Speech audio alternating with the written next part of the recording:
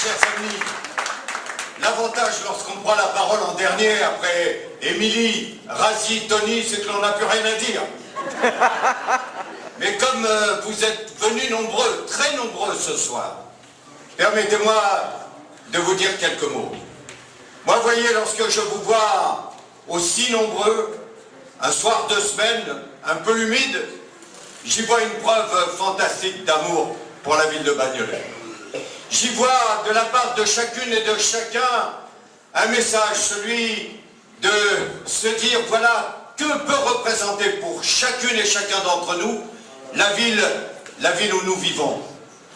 Bagnolet, je la connais cette ville. J'y étais avant d'être remplacé avec le talent qui est celui de Razi, député pendant longtemps. Député pendant longtemps, et j'ai vu au fil des années comment cette ville qui accueillait des vieilles familles de Bagnolet, cette ville qui a accueilli pendant de nombreuses années des femmes et des hommes qui venaient de Paris, de province ou de l'autre bout du monde, ont tout fait pour essayer de construire une ville où l'on peut vivre ensemble.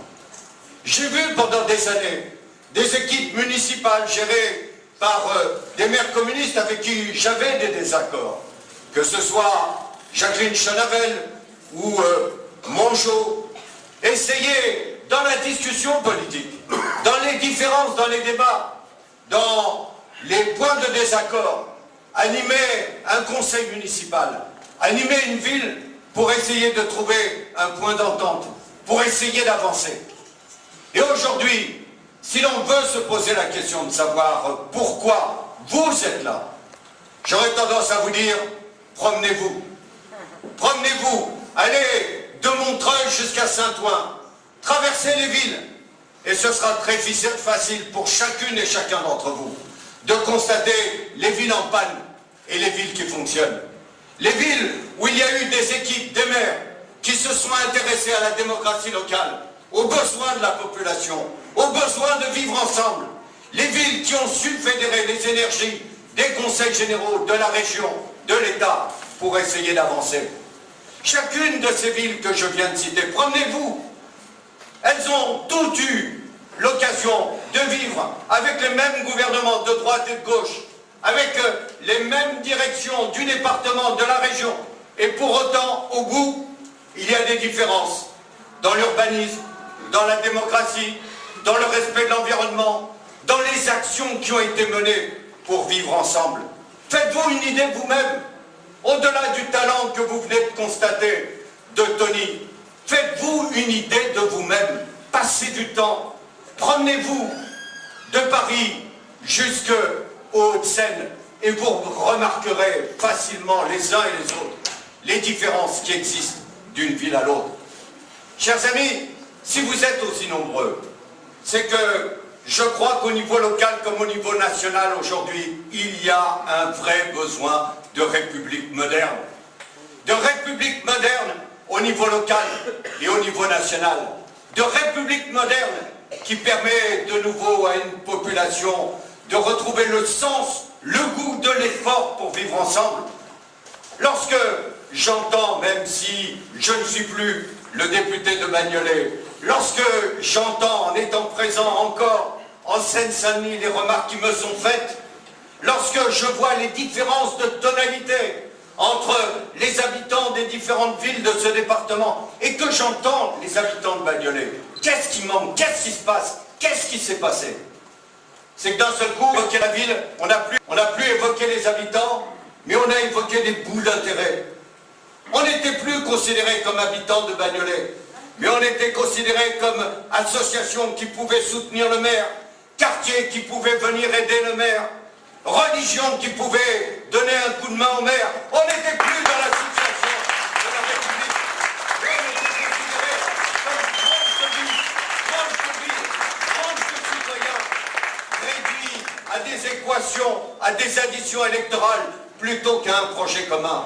Et si aujourd'hui, vous êtes aussi nombreux, c'est que c'est cela qui est le constat de l'échec de Bagnolet, c'est cela le constat de l'échec du maire sortant, c'est cela le constat d'échec de la majorité sortante qui se divise aujourd'hui, qui essaye de retrouver les uns et les autres des projets différents, parce que ce qui a été perdu de vue, c'est Bagnolet, ses habitants. Ce qui a été perdu de vue, c'est le besoin des habitants. Ce qui a été perdu de vue, c'est le projet commun pour le mettre simplement au service des intérêts électoraux de l'un ou de l'autre, qui a même perdu le sens de l'appartenance à son parti politique pour tomber dans une dérive qui est de plus en plus personnelle. Chers amis, si l'on doit aujourd'hui tenir un discours, avant même de vous donner la parole, comme Tony l'a évoqué il y a quelques instants, pour faire des propositions, pour reprendre votre vie en main, pour redonner de l'espérance aux employés communaux qui aujourd'hui ont perdu toute idée de ce que peut être le service public local, parce qu'ils sont là aussi traités les uns et les autres comme individus. Celui qui peut soutenir le maire, celui qui ne le soutient pas, celui qui peut représenter un intérêt électoral, celui qui ne représente aucun intérêt électoral. Si vous êtes là aussi nombreux, c'est qu'aujourd'hui, au fond de chacune et chacun d'entre vous, vous êtes conscient que c'est ce vivre ensemble qui a été piétiné, fracturé, menacé au cours de ces dernières années. Si vous êtes aussi nombreux, c'est que vous ne supportez plus cette idée de dire, voilà, pour être entendu à Bagnolet, il faut donner des preuves d'allégeance.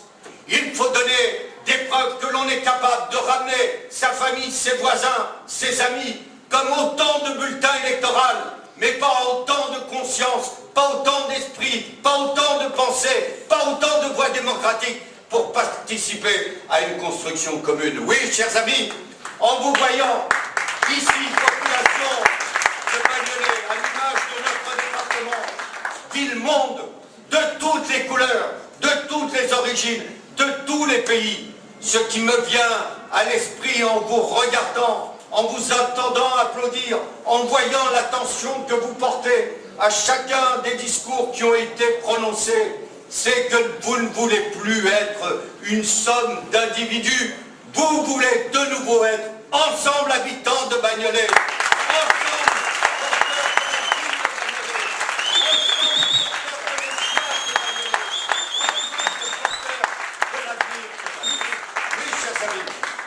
aujourd'hui, c'est de cela dont il est question.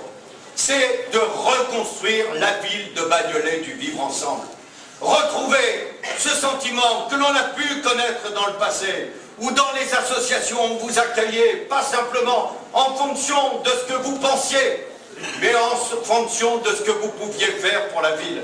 Si vous êtes de nouveau aussi nombreux ici ce soir, c'est que vous avez envie non seulement de nouveau de retrouver le Bagnolet pour tous, mais d'être tous pour Bagnolet. C'est cela qui est...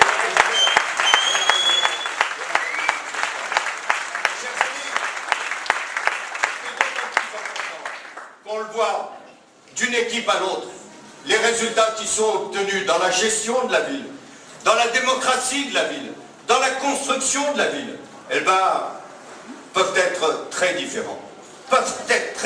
Et là aussi, promenez-vous en Seine-Saint-Denis et vous verrez déjà les différences qui peuvent exister entre des villes de droite et des villes de gauche. Ces villes de droite qui considèrent bien souvent le logement social comme l'ennemi. Ces villes de droite qui ne veulent pas entendre parler de la loi SRU et son article 55 qui oblige à la construction de logements sociaux pour accueillir les pauvres, les immigrés, leurs enfants, pour accueillir un moment de leur existence 80% de la population française. Parce qu'il y a toujours un moment dans sa vie où on peut avoir besoin d'un logement social. La caricature qu'en fait la droite, c'est une insulte pour le pays. C'est une insulte pour chaque citoyen. Quand ils ne veulent pas de logements sociaux, pour ne pas accueillir les pauvres ou les immigrés, ils ne se rendent pas compte que c'est une insulte faite à chacune et chacun qui, à un moment donné dans son existence, peut avoir besoin du logement social. Quand on est jeune, que l'on peut trouver un emploi, que l'on a décidé de quitter ses parents, de décohabiter, comme l'on dit, pour vivre avec celui ou celle que l'on aime. Aujourd'hui, avec le mariage pour tous, on peut s'aimer comme on veut. Quand d'un seul coup, on a son premier travail et que l'on n'a pas forcément de grands revenus, qu'est-ce que c'est bon de pouvoir prétendre à un logement social? Quand, un petit peu plus loin dans l'existence, on peut connaître un moment, hélas, et c'est trop souvent encore le cas aujourd'hui, où on perd son emploi, on connaît des difficultés, le bailleur privé ne veut plus forcément de vous. On a besoin pour se reconstruire de ce logement social. À toute l'existence de la ville, c'est 80% de la population française qui à un moment donné peut avoir besoin du logement social. Et quand un certain nombre de municipalités de droite, comme c'est le cas au Raincy, en Seine-Saint-Denis, ne veut pas du logement social, c'est une insulte à tous les pauvres, c'est une insulte à tous les citoyens qui à un moment donné peuvent être dans les besoins, c'est une insulte à nos frères immigrés qui quelquefois pour connaître l'intégration républicaine ont besoin du logement social. Et cela, il faut l'avoir à l'esprit, parce que certes, ici à Bagnolet, reconnaissons-le, aujourd'hui, il y a une compétition entre la gauche et la gauche. Je ne crois pas que dans une ville qui a de telles chaînes de gauche, il puisse y avoir un risque de droite, mais il faut toujours se méfier, parce que quand la désespérance et la division sont installées, il peut y avoir tous les dangers. Mais il faut le dire, à celles et ceux qui, quelquefois, peuvent, pour des raisons nationales ou locales, dire « moi je n'irai pas voter », parce qu'il y a eu trop de magouilles, trop de divisions, trop de non-réponses aux différentes interventions. Il faut leur dire ce que pourrait devenir cette pépite qui est Bagnolet, aux portes de Paris. Il faut leur dire comment cette ville pourrait être privatisée. Il faut leur dire comment cette ville pourrait perdre le sens historique qui a été le sien, de permettre à des femmes et des hommes si différents de vivre ensemble et de faire société commune. Et au sein de la gauche, oui, chers amis, il faut être capable de dire, nous souhaitons que toutes celles et tous ceux, écologistes, radicaux, communistes, socialistes, citoyens, qui ont envie de partager le même projet commun puissent se retrouver sur cette base républicaine, une ville capable d'offrir des services publics. Et je rends hommage une nouvelle fois à l'ensemble des employés communaux, parce que bien souvent, je le dis et je le rappelle, le service public communal, c'est le patrimoine de ceux qui n'ont pas de patrimoine. Une ville qui est capable de offrir des services publics pour permettre à celles et ceux qui n'hériteront jamais de pouvoir prétendre à l'égalité des chances, aider la vie locale. Chers amis, c'est vrai qu'aujourd'hui il y a une certaine désespérance, inquiétude, interrogation dans le pays, mais c'est pour des raisons qui ressemblent beaucoup à ce qui se passe aujourd'hui ici. Bon nombre de nos compatriotes entendent jour après jour parler de ce nouveau monde dans lequel nous sommes rentrés.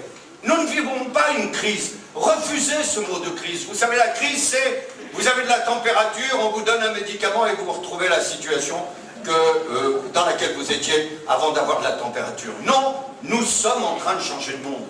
Lorsque l'on parle de cette préoccupation qui doit être la nôtre de la transition énergétique, compte tenu des risques que fait courir à la planète la consommation de toutes ces énergies fossiles, lorsque l'on parle de cette nécessité de donner aux générations qui viennent une planète vivable, lorsque l'on parle de nouvelles technologies, lorsque l'on parle de mondialisation, trop de nos compatriotes se disent ce sont des discours qui décrivent un monde dans lequel nous n'aurons jamais notre place. Et c'est cela le travail qui doit être fait au niveau local, comme au niveau national. Redonner la confiance républicaine, reconstruire la République moderne, permettre à chacune et chacun, au niveau local comme au niveau national, de dire voilà, par l'action des élus, par la parole partagée dans le cadre de la démocratie locale, c'est un projet commun qui est défini dans lequel je peux avoir ma place. Quelle que soit ma famille d'origine, quel que soit mon lieu de naissance, je peux accéder au niveau local et au niveau national à cette belle République, à cette République française de la liberté, de l'égalité et de la fraternité.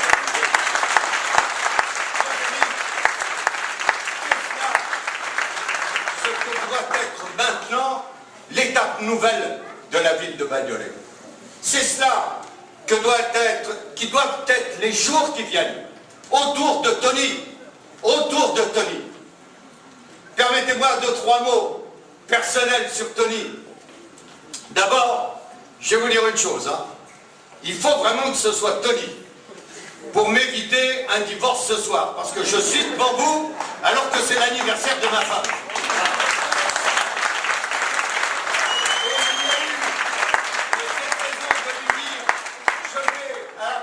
Réunion publique de Tony Di Martino qui m'a permis d'avoir une excuse valable. Je me rattraperai demain. Mais Tony, je l'ai vu grandir. Tony, je l'ai vu gamin. Tony, je l'ai vu soutenu par sa mère et son père. Je l'ai vu connaître le débordement, l'énergie de tout jeune de Bagnolet. Je l'ai vu se construire. Je l'ai vu écouter, je l'ai vu se nourrir de ses racines familiales, je l'ai vu grandir de la force qu'ont pu lui donner les associations de Bagnolet, les adultes de Bagnolet. Je l'ai vu mûrir, oui Tony, je te le dis, même en t'entendant il y a quelques instants, j'ai senti ce que tu avais grandi et mûri, pas vieilli, grandi et mûri. Ce qui a donné la force dans ton intervention, c'est ce qui a donné toute la force à ton intervention de ce soir. Une intervention intelligente qui montrait, qui démontrait à ceux qui t'écoutaient que tu avais su te mettre à la disposition de cette ville, entendre les battements de son cœur, entendre les doutes et les espérances qui montaient du tréfonds de chacune des rues, des habitations et des quartiers. Oui, Tony, tu as mûri pour pouvoir te mettre à la disposition de la population, quelle que soit sa sensibilité, pour essayer de les réunir dans un projet de gauche. Chers amis, bien entendu qu'ici, c'est une réunion pour Bagnolet. C'est une réunion pour Bagnolet pour tous. C'est une réunion pour montrer que nous sommes tous pour Bagnolet. Mais je vous le dis en concluant, c'est une réunion de républicains.